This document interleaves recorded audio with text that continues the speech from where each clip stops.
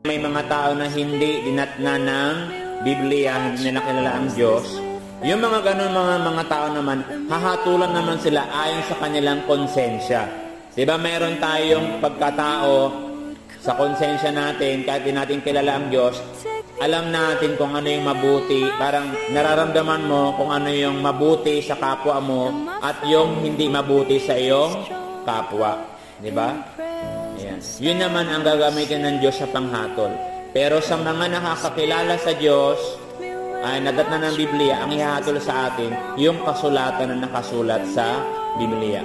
Ang dapat nating maintindihan doon, pagka ang bata na walang muwang ay namatay, at yung abnormal, mongoloid, o may kapansanan sa pag-iisip ang namatay, ang ibig sabihin po noon, meron ka ng candidate o kapamilya na may na diretso talaga sigurado mapupunta sa